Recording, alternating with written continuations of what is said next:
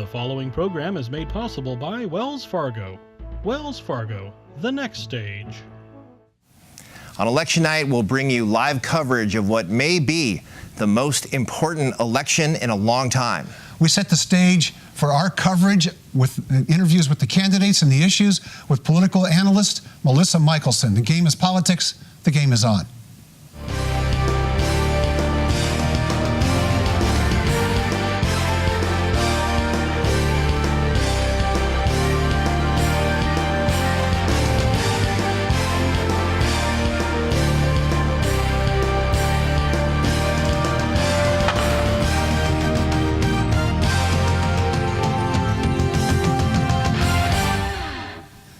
Control of Congress, some of the most contentious statewide ballot measures of the season, dozens of local races and local tax measures. The November 2018 ballot is crammed with hotly contested campaigns with national, statewide, and local consequences that could be felt for a decade.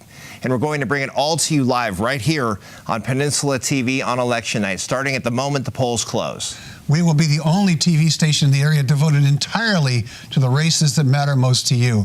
And we'll have guests throughout the night to talk about the issues, who won, who lost, what it all means. One of the analysts that we'll have on throughout the entire evening, always insightful, Melissa Michelson, who will be on throughout the evening, as I mentioned, to provide analysis and results and bring to bear her own political expertise.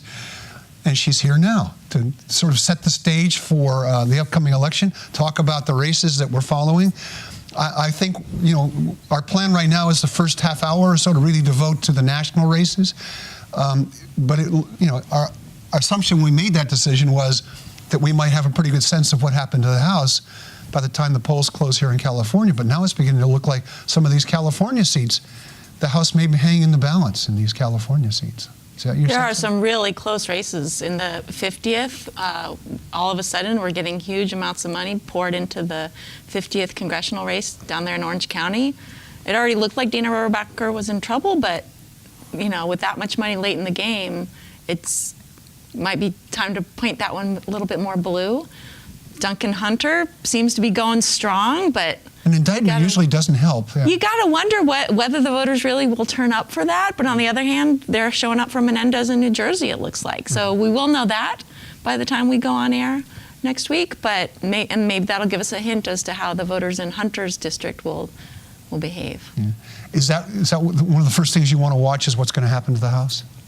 Absolutely. Yeah. I think there are some interesting Senate races to watch, some very interesting gubernatorial races that we should be looking at in Florida and Georgia. But I think the real story of the night is going to be, do the Democrats win back the House of Representatives? And if so, by how much? And then what are they going to be able to do if they only win the House, but they don't have control of the Senate? So they really only kind of have control of half of one branch of government. I was just going to say, Mark and I, way back when, had a difference of opinion on whether or not the House was going to go Democratic. All of the conventional wisdom about a year ago maybe was that the way these districts were drawn, the redistricting process, made this such a big hill to climb for the Democrats. And the only way to overcome that would be a huge wave election. I mean, are we still looking at a wave election? I came around, by the way, to Mark's way of thinking once I saw those 80% projections that the House was going to go Democratic.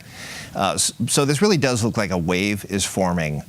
But if there's any kind of kickback, apparently Republicans have become a little more energized in the wake of the Supreme Court nominee hearings, the Kavanaugh hearings, and President Trump, as anti-Trump as the Democratic wave seems to be, he is still holding popularity within his party. He's still at like 82, 83% popularity among Republicans. So this really is about who is most motivated when they go to the polls. Do you see a full-blown blue wave happening, or have we taken a little bit of a pullback in the last couple of weeks here? I think all political scientists are a little hesitant right now just because we were so sure of our projections 2 years ago, and we're wrong. Yeah. How accurate can polls be? We're in front of classrooms the next day saying, I know I said Clinton would win. Let me explain what happened.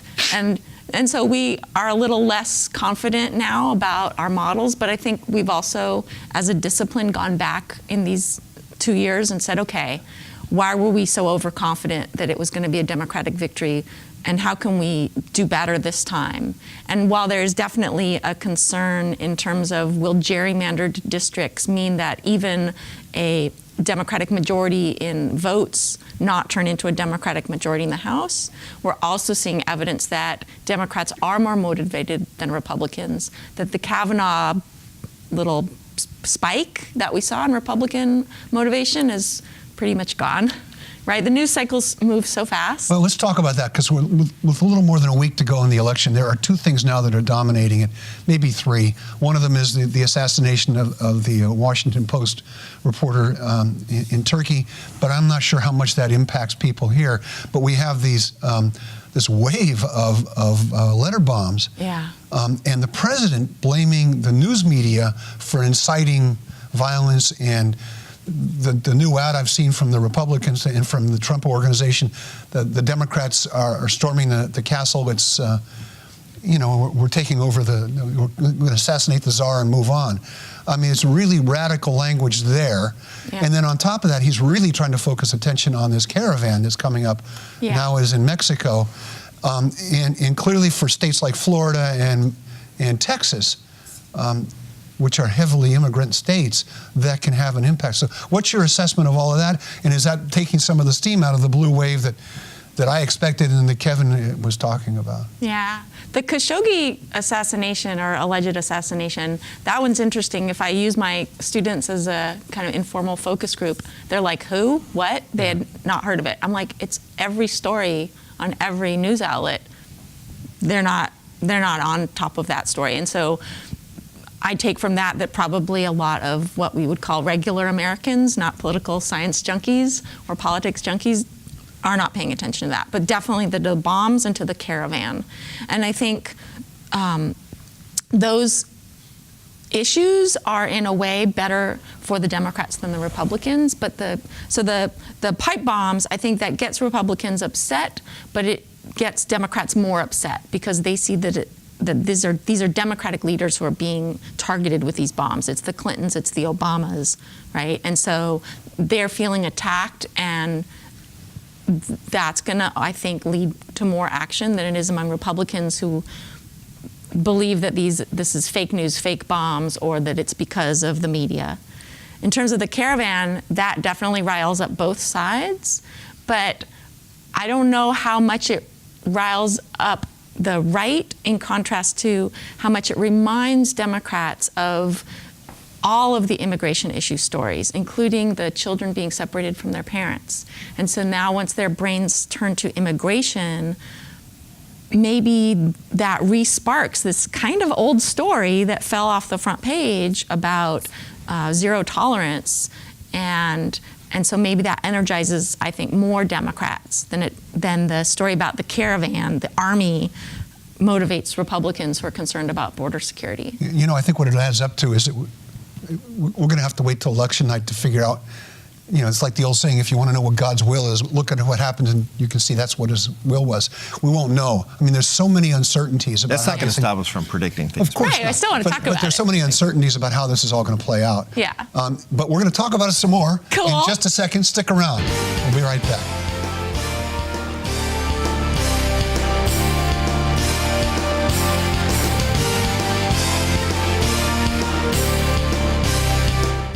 It's been over 150 years since Wells Fargo first opened for business.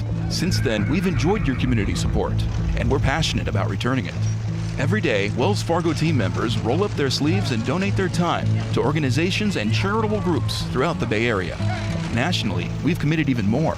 In just the past 2 years alone, we've donated over $70 million to support schools and educational programs. It's a commitment we're proud of. Wells Fargo, the next stage.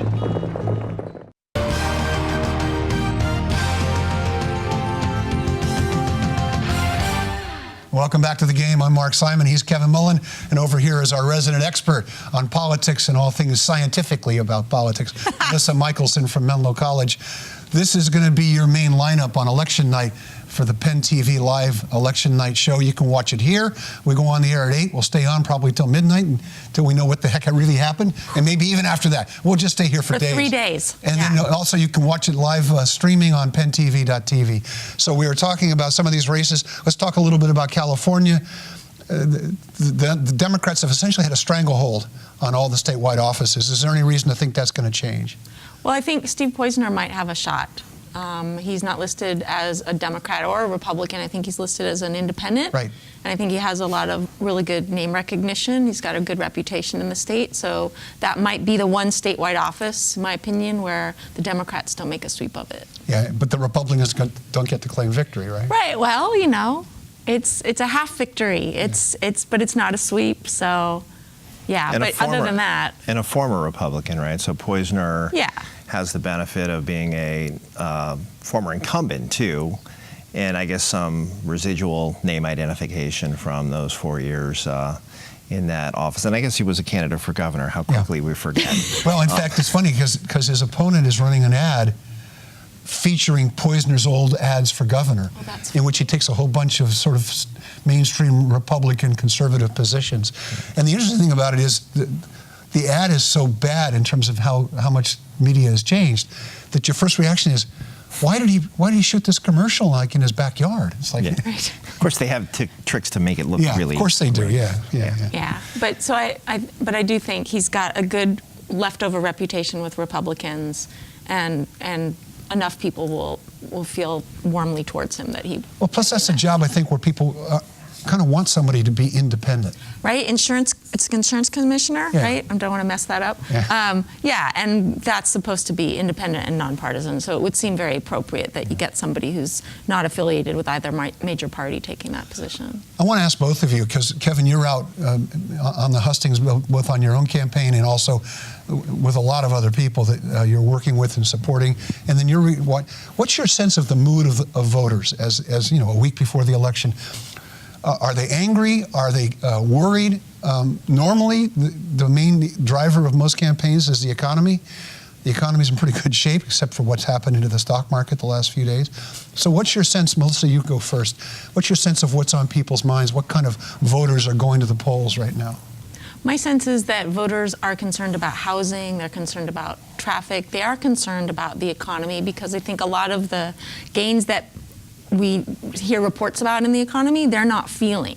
They're still feeling strapped. They're still feeling like they pay a lot in taxes, they pay a lot in housing, they're paying a lot for everything, and they're not feeling like they've recovered from the recession. So there's all these news stories about how everything's okay now, but I don't know that for a lot of Californians they're feeling that. Does the national dialogue, I mean, all this anger that's taking place, you know, in the wake of these pipe bombs, you're seeing people from both sides saying we need to tone the rhetoric down. Everybody, of course, but the president. Are you hearing that, or is that, are races really about local issues and not about some of these national issues?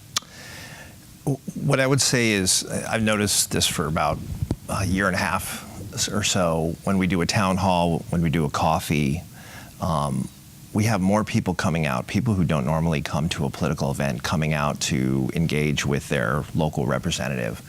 There is a ton of energy in the electorate. Now, we still have to have an election and see what materializes on election day. But I've never sensed an electorate as energized as they are right now. And I really do attribute that to the national conversation. I do attribute it to what is happening on the national level. There's anger about the state of politics in general. So there are major issues locally here in San Mateo County, the affordable housing crisis, transportation mobility. Yes, there are sort of immediate kitchen table kinds of issues that people obviously care about and can be motivating. But I think overlaying all of that is just a feeling about what is happening nationally, and a sense that the president is trying to undermine some of our traditional democratic, small d, democratic institutions, and people feeling a loss of sort of control over what is happening. And they feel motivated. I think we're going to see a turnout that looks a lot like a presidential year turnout. I really do think we're going to blow the doors off of a gubernatorial cycle in terms of energy and turnout. And I think, we're going to talk about the all-mail ballot later, but in San Mateo County, everybody will have a ballot. You're going to see a significant turnout across the state.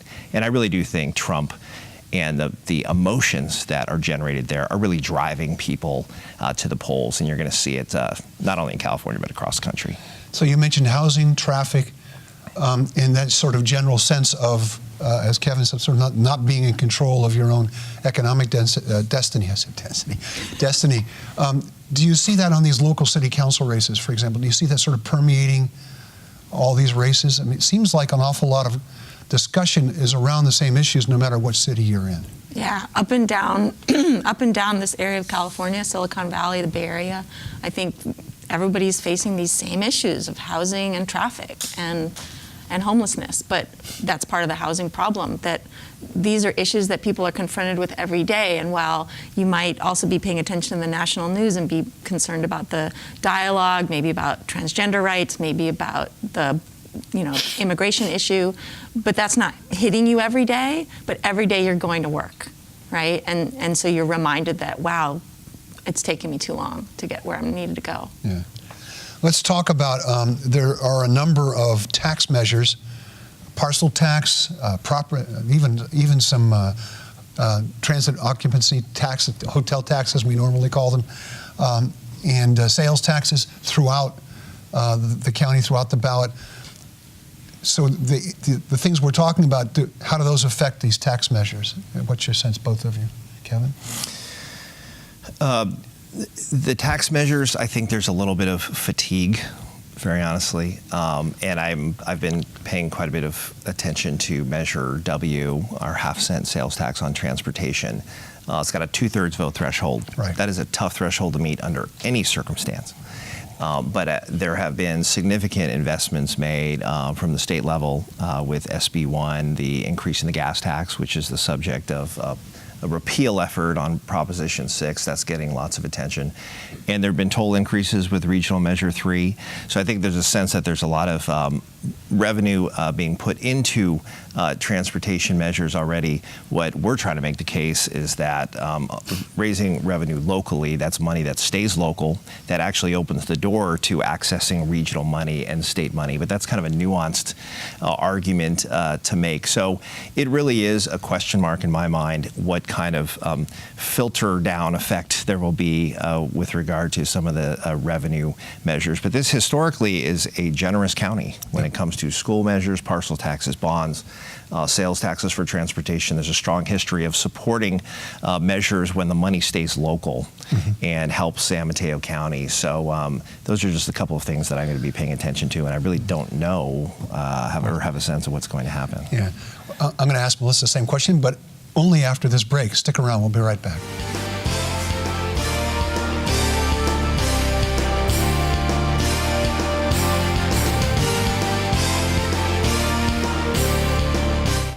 It's been over 150 years since Wells Fargo first opened for business. Since then, we've enjoyed your community support, and we're passionate about returning it. Every day, Wells Fargo team members roll up their sleeves and donate their time to organizations and charitable groups throughout the Bay Area. Nationally, we've committed even more. In just the past 2 years alone, we've donated over $70 million to support schools and educational programs. It's a commitment we're proud of. Wells Fargo, the next stage.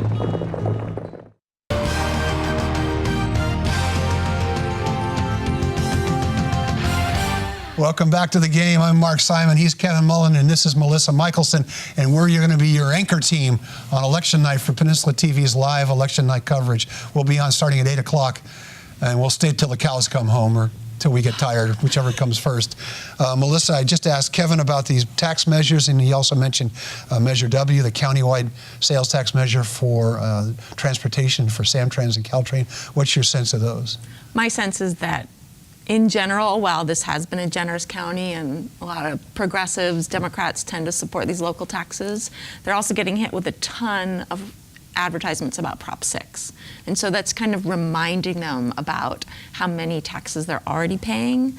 So my gut feeling is that that's going to weaken support for these other tax measures, just because it's going to build up resentment about all the taxes or remind people about how much they're already paying. And so now when you're asking for, half a cent here or a quarter of a cent here, people start to think, oh, I don't know. Now the transient occupancy taxes, the hotel taxes, those tend to be pretty popular. And they only have a 50% threshold, much like the sales taxes. The one that's probably in some serious trouble is Measure W because it's at 2/3, and it's just a tough. Plus, and just in the era or in this context of Prop 6, I think Prop 6 just colors that race, even though Prop 6 and Measure W are not the same thing. But it will be interesting to see. In the cities that have both a sales tax, local sales tax, or tax measure and Measure W, what cities pass their local measure but not the countywide measure? I think I could see that happening in Redwood City, for example. Let's talk a little bit about, Kevin mentioned vote by mail. Yeah.